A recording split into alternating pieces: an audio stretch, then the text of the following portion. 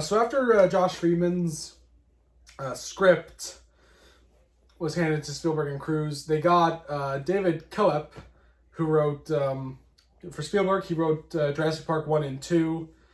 And he's a great screenwriter. He hasn't written the best movies. I mean, after War of the Worlds, he would work with Spielberg again on Indiana Jones and the King with the Crystal Skull, which, not his best script. I think we can both agree. Yeah, it wasn't a great movie.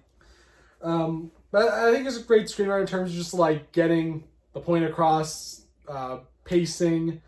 You know, Jurassic Park, Spider-Man. Spider-Man is, like, a really good script to just, like, analyze, like, how to, like, quickly, like, tell a story well with, like, setting up the characters. And he does a great job in War of the Worlds. Like, he sets up... I think he does a great job setting up these, like, characters, show how, like, the relationship is. You know, in such a quick amount of time to, like, so we can get right into the action. He does a very good job with that. I love David Koepp. I love this movie Black Bag from this year, which was really good. As much as I love Sinners, and people are making that out to be, like, the best movie this year, people should check out Black Bag, though, as the second, like, as, like, an honorable mention, because it's the second best movie this year. So go watch Black Bag. He wrote a really great screenplay, and he's also writing. You know, since we're talking about an alien movie, he's also writing Spielberg's next movie, which is about aliens, which is called The Dish. I'm interested to see what that film is like. I don't know. We don't really know much about the plot. We just know it involves aliens. Yeah, it should be interesting. All right, so when David Koepp was writing the script, he kept he wanted to he wanted to start off he wanted to have a very limited point of view from someone on the very the periphery. What's that word saying? Let me see. This word Periphery. Oh, the of the very periphery of events rather than someone involved in events. And create a list of he created a list of elements he would not use due to being cliche, so such as the destruction of landmark buildings. I mean, because all we really get is the destruction of Newark. Yeah, that's really about it. I mean, yeah, I mean, Newark. I guess people were glad seeing that on film. The destruction of Newark. They don't get Boston though. They don't destroy enough of Boston, so I think the aliens failed right there. They did, yeah. Some aspects of the book were heavily adapted. So, I said this already, the whole thing with Tim Robbins. And also, so it's not a father and his kids, I think. I think it is a man and his wife, I believe, as they, go around. So that's, this movie is, very, compared to the 53 movie, this one is a little more, accurate. Because it is more, it's a more, perspective, first person perspective of this event. Because him talking about how he wanted to make it different, obviously, which really it was him saying that I want to make this very different from Independence Day as I can. this movie is very different from Independence Day, right? Yeah. There's no jokey Harvey Firestein in the movie yelling at Tom Cruise. That would have been interesting. Very interesting, yeah. There's no big ensemble cast, and there's no military personnel characters. There's minor there's extras. The military provided the tanks and all that, but there's no military character how you follow Will Smith in Independence Day. There's none of that in this movie, which that I think that was definitely an interesting take to go with. Set it on the the regular civilians, than the military. I mean, I would just end up writing the military, but I don't know. How do you feel about that? Do you think a military if there were more military characters, would it work? I think it would have worked a little bit better. It would have made a little bit more sense.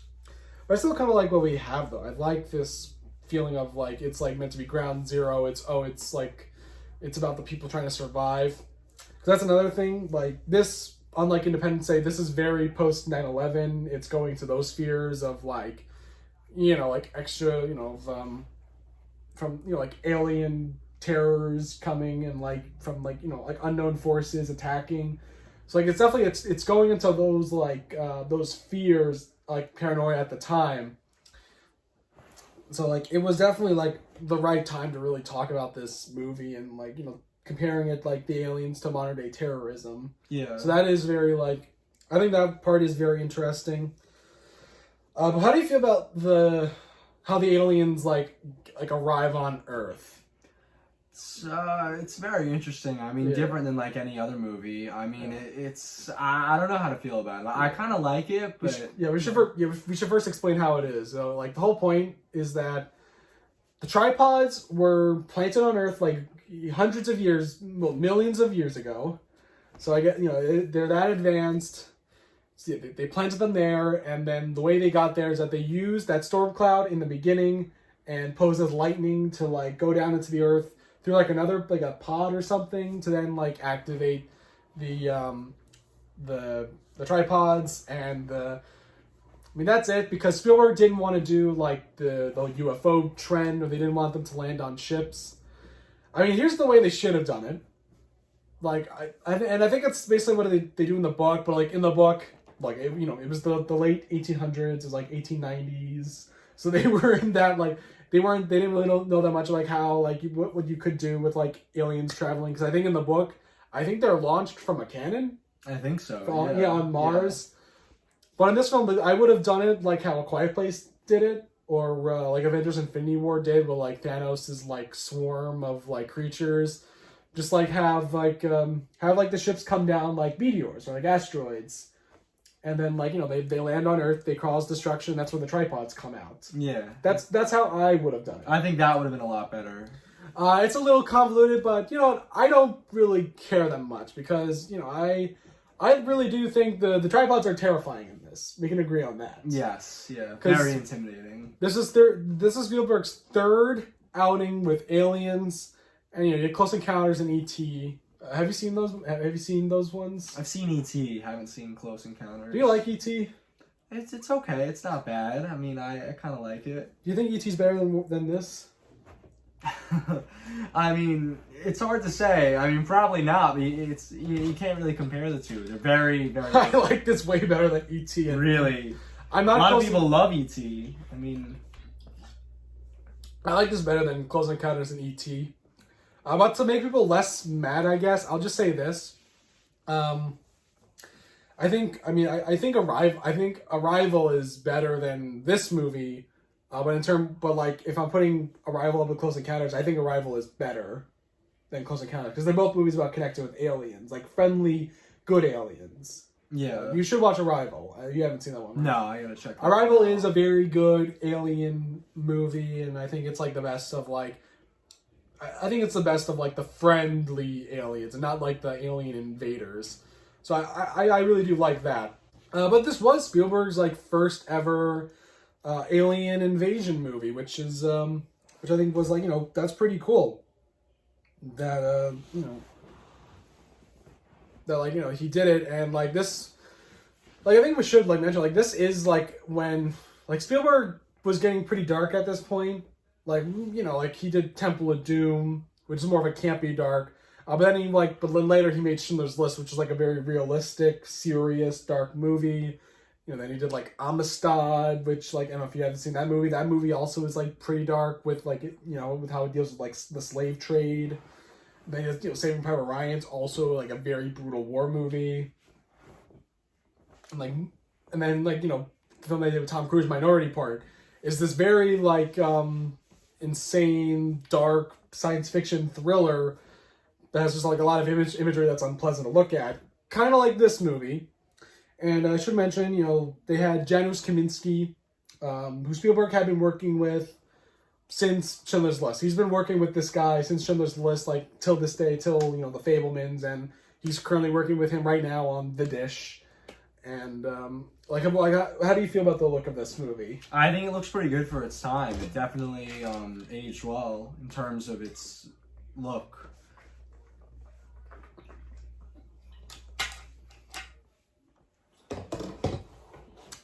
Yeah, it's to say it's kind of the same as Minority Report's look. It's a very desaturated look.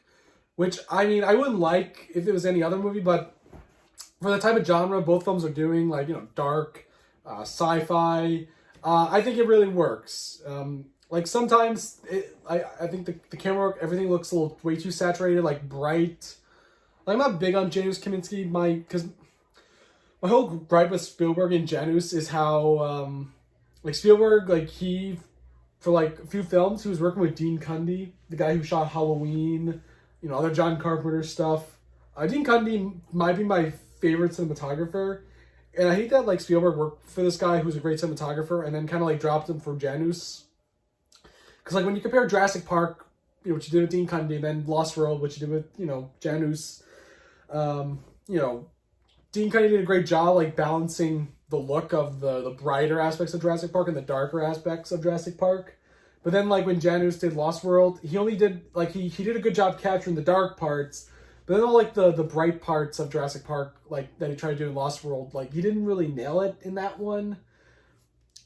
But you know, that's just the whole like cinematography thing that I'm going off of. So and I just think some of Spielberg's movies, like, they just look a little too like bland at times. But for War of the Worlds and Minority Report, it is very good. I like that. I do like the look of both movies. All right, so how do you feel about the effects?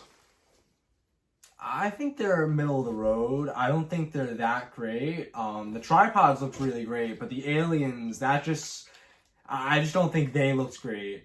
Like, the design was just kind of the same as Independence Day, but the CGI, I just don't think looked that believable or convincing for when the aliens are crawling in the basement during the scene with Tim Robbins and Tom Cruise. Yeah, I think like it's just more frustrating because how Spielberg was trying to keep the alien, like the look, under wraps.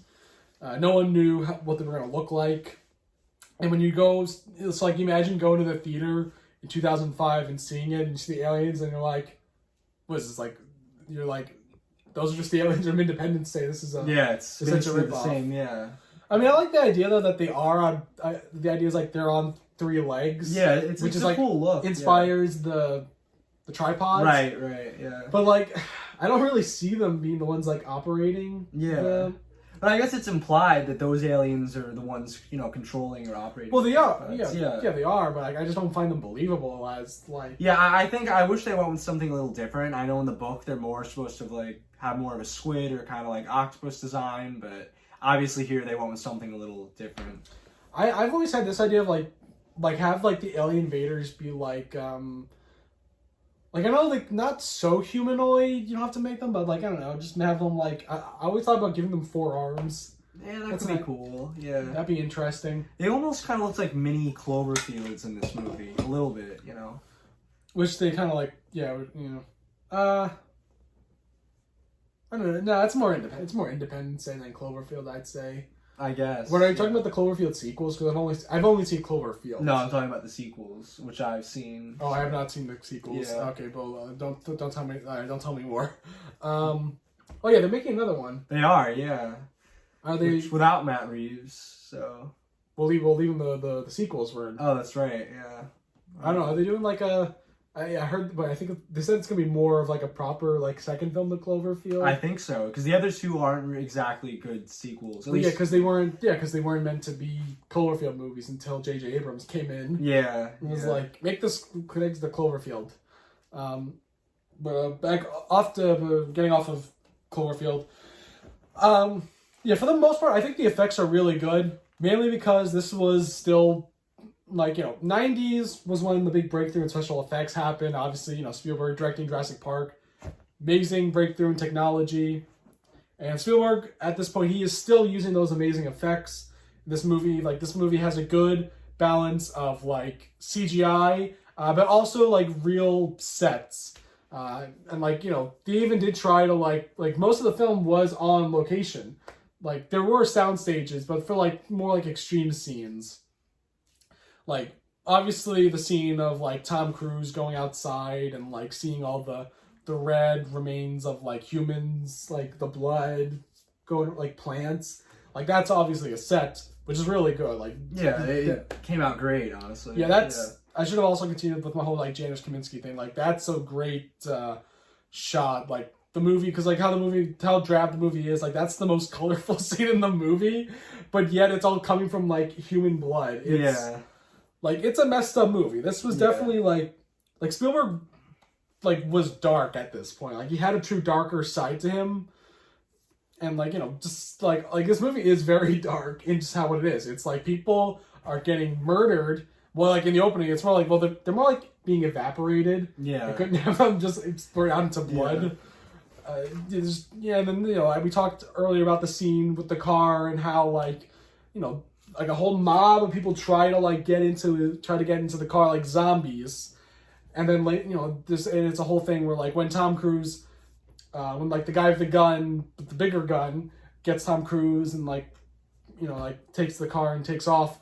Then someone takes Tom Cruise's gun and then shoots that guy. It's like a whole it's meant to go into how like society's gone mad. And then like the ferry scene that was insane with like coming out of the water. People trying to get on as like aliens were like coming from the distance. But then they get on the boat, then the tripods came out. It's like a truly like it's like this movie can give you like high anxiety. Yeah. Which I think is why like people don't like the Tim Robbins scene, because it's when because people find when the movie kind of like halts a bit. Like it's that scene, and then like it ends with like the part where like Tom Cruise gets picked up by Dakota, you know, by the aliens with Dakota Fanning, and that's where like Tom Cruise kind of like defeats one of the tripods, and but then they go to Boston. Then the whole controversial part, I guess people don't like, is that the aliens just abruptly die off because of the sickness. What do you think of the ending? Yeah, I mean, I don't know how I feel about it. I don't think it's hard to like say that it's believable, like that, you know, they die because of that. I don't know. It just doesn't seem that believable or convincing to me. So I think they could have gone a different route with that, and it would have been a little bit of a better movie. But I mean, the whole point though is meant to go into the H.G. Wells like theme of like anti-colonialism or imperialism. It's saying, it's saying stuff like, like to not be like overconfident, and that like there will always be something to like stop an indestructible force. I think that's like what the whole like more message was about the story. I'm not as deep into it. But, like, that's the whole point, in that, like, I think my problem isn't that the aliens just die off like that. I just think the ending is way too sugar-coated on how, like, so Tom Cruise, like, he gets to Boston with Dakota Fanning. So Miranda Otto is in her house with the grandparents from the original. Miranda Otto is just like, okay, they're okay. The house seems to be okay. Everyone's okay. Chadwick comes back, and everyone's okay. That's my problem. Is like, I wish the movie should have just had like a darker ending where like they come back and the house is just destroyed. Yeah, I mean, Justin Chadwick's also like, they should have just killed him off. It's like Billy in Jurassic Park 3. Don't bring him back. Just leave him dead. Yeah. You don't like. I think like it's such a dark movie, and then to just leave it off like that, it's like. Come on. But I love the end. But I still love this movie overall. Like, rewatching it again, because I liked it the first time when I was watching it for my Spielberg review. I forgot to rewatch that video in the wake of this, but, I liked it back then, and I think I love it more. Like, I think it got better for me. I don't know what it is. I just, my love for this movie is just also because of movies today, if you know what I mean. Like, everything is like, is kind of like a little too campy and like not that serious, even though I think we wanted stuff to be more campy and serious. Like, which depends on the subject. Like, I do kind of sometimes I want more like sincerity, some like serious stuff, like done right, if you know what I mean. Yeah. Because the same year you had this, you had another remake of a movie that people were very iffy on. That was the Peter Jackson King Kong, which we will talk about. I'm hoping we'll talk about it because for its 20th anniversary, and which, by the way, that movie also that movie took I think most of this movie's awards. I love that movie. It was a great movie. I will like the effects are better. But you know, I just like you go back to this, and then you know the King Kong movie from back then, and then I guess like let's compare. You know, you can compare this to like Independence Day Resurgence, which I do kind of love as a popcorn movie, but it's like not a very serious movie. It's a Roland Emmerich movie, so it has like dumb quirky jokes. And then King Kong, you follow to like Kong Skull Island and the Godzilla vs. Kong movies, and they're very like overtly jokey. You had like John C. Reilly in the first one. Yeah. Very different. Yeah. Very different from what Peter Jackson did.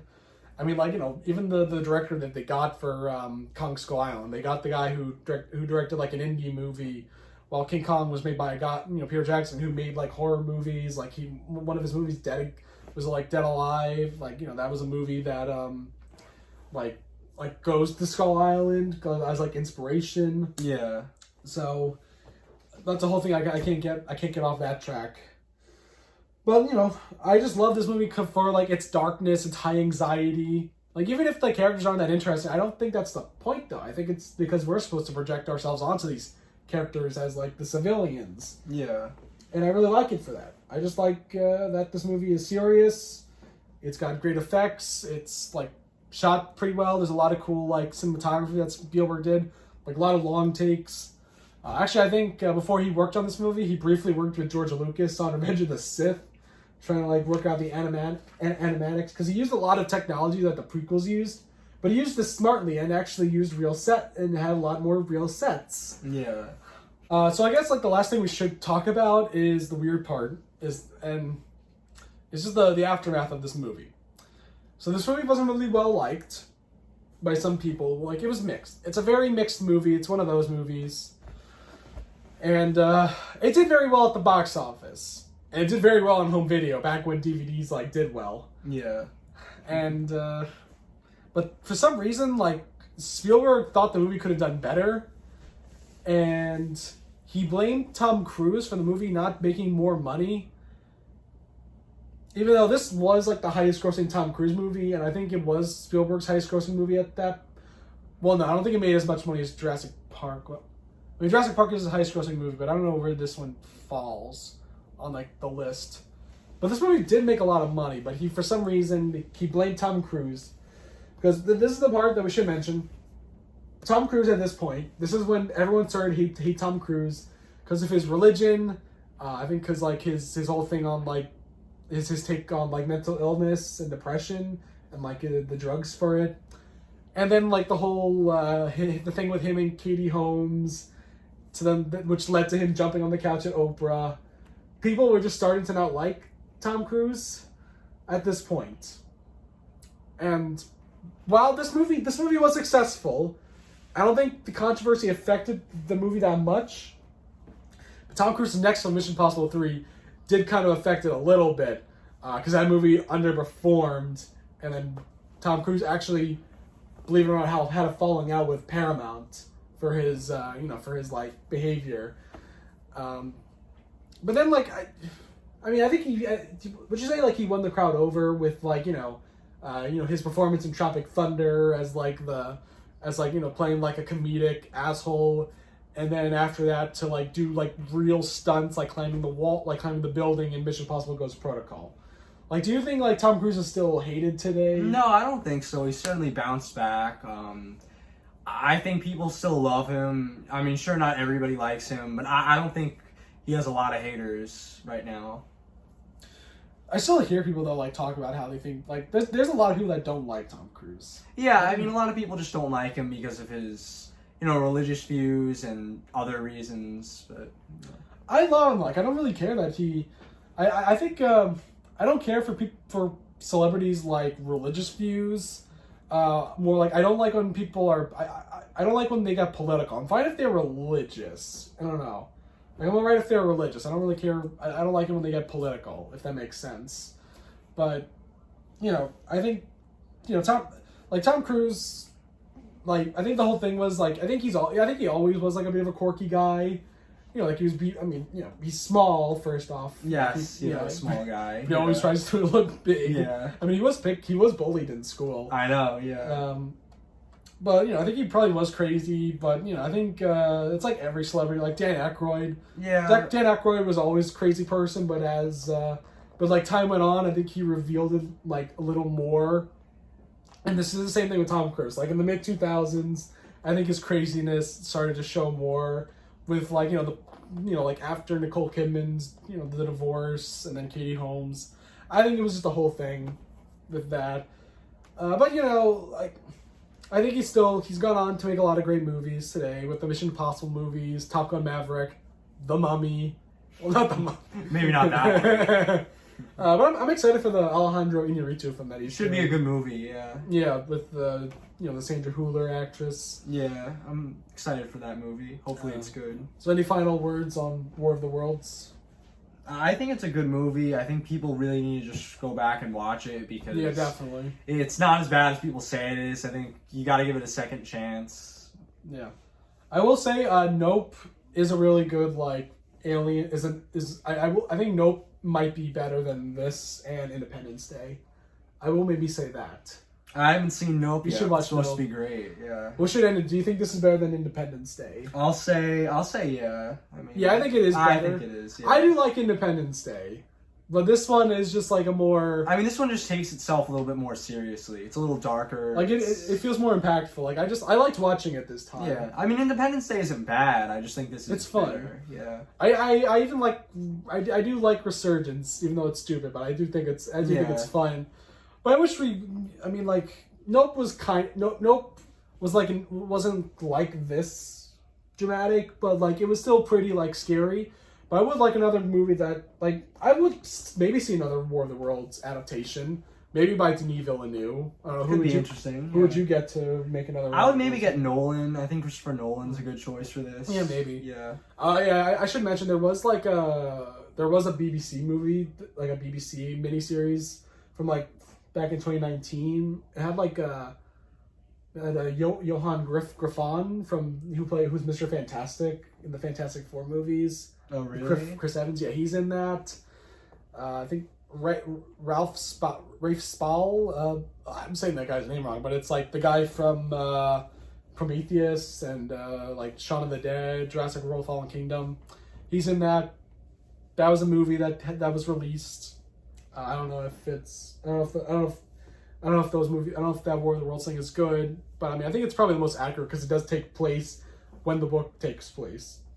So overall, I love this movie, and and I think watching it again, it's probably one of my favorite Spielberg movies. I wouldn't put it up there with Catch Me If You Can and the two Indiana Jones movies, but I think it is one of my favorites of his. This and Minority Report is really good. And with that whole Spielberg didn't have a falling out with Tom Cruise over this over his whole antics, but recently they met up with Top Gun Maverick at I think the Golden Globes. Yeah, they were. I saw them together there. It seems like now they're on good terms. And they should really make another movie together. Yeah, I'm serious. After The Dish, I think Spielberg, he's getting old at this point. I think him and Cruise should reunite one more time because I think from what I've read. They are really they're great to work with on set. They love working. I think they really like working together. Yeah, because they really they're always on the same level. So I really love that. Yeah. And I think Spielberg is just kind of fading right now. I'm not into his movies. I'm kind of hoping The Dish is good with David Koepp's script. But I would love because I like the films that he made with Tom Hanks. I love everything that he's done with Tom Hanks. So that's the thing that will get me interested in Spielberg. Is if it's written by David Koepp, it has Tom Hanks in it, or Tom Cruise in it. Those three, that's the stuff now that will get me hooked to see a Spielberg movie. That's it, guys. Thank you very much. Let us know your comments on War of the Worlds. And yes, I will. After this video, I'm going to start working on my favorite films of 2024. So subscribe, and I'll see you next time. Goodbye.